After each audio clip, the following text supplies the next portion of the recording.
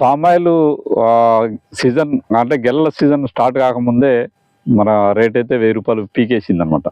అంటే దాదాపుగా రూ. 1000 ఏప్రిల్ నెలలో ఒకేసారి తగ్గించారనమాట. ఇక రాను రాను రాను మరి సీజన్లో తగ్గుతుందా మరి అంతే ఉంటుందా అనేది చూడాలి. ఏప్రిల్ నెల మాత్రం రూ. 1000 ఒకేసారి తగ్గిపోయింది. పెంచినప్పుడు మాత్రం 100, 200, 100, 200 పెంచుకుంటూ వచ్చారు. ఇక తగ్గించేటప్పుడు మాత్రం గెలల సీజన్ రాగానే మాత్రం 1000 తగ్గించేశారనమాట. ఒకేసారి రూ. 1000 తగ్గిపోయింది అనమాట. చూడాలి ఇంకా 2 నెలలు 3 నెలలు ఈ సీజన్స్ ఉంటుంది కాబట్టి ఈ 2-3 నెలల్లో ఇంకెంత తగ్గిస్తారు ఏంది అనేది చూడాలి. మరి అన్ సీజన్లో రేట్ ఎందుకు ఉంటుంది, సీజన్లో రేట్ ఎందుకు తగ్గుతుంది అన్నది కూడా మనకి అర్థం కాదు.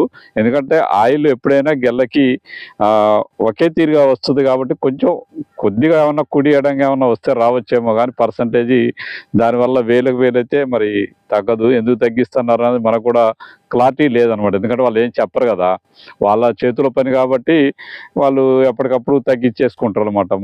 మనకేం చెప్పుకోకుండానే వాళ్ళు తగ్గించేసి మనకు కట్ చేస్తూ ఉంటారు అనమాట. మనకి ఏప్రిల్ నెలది దాదాపు ఇదమ్మ అమౌంట్ వేయడం కూడా 10-15 రోజులకి అమౌంట్ వేస్తూ ఉన్నారు.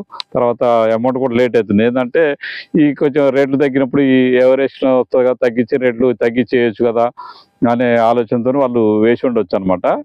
ఏప్రిల్ నెలలో మాత్రం మనకి ఒకేసారి రూ. 1000 అయితే తగ్గింది. చూద్దాం ఇంకా నెక్స్ట్ మంత్ ఎలా ఉంటుందా, ఇంకా మనకి సీజన్లో ఎలా ఉంటుందా అనేది కూడా ఇంకా మనకు క్లారిటీ రావాల్సి ఉంది. ఎందుకంటే ఈ సంవత్సరం అయితే రేటు తగ్గదు, అలానే ఉంటుంది అనేది సీజన్లో మాత్రం చాలామంది ఎక్స్పెక్ట్ చేసినారన్నమాట. రేటు తగ్గదు, రేట్ వచ్చిందని. చూడాలి ఈ సీజన్లో రేటు ఉంటుందా లేకపోతే ఇంకా డౌన్ అవుతుందా, ఎంత డౌన్ అవుతుంది అనేది మనకు ఒక క్లారిటీ వస్తుంది.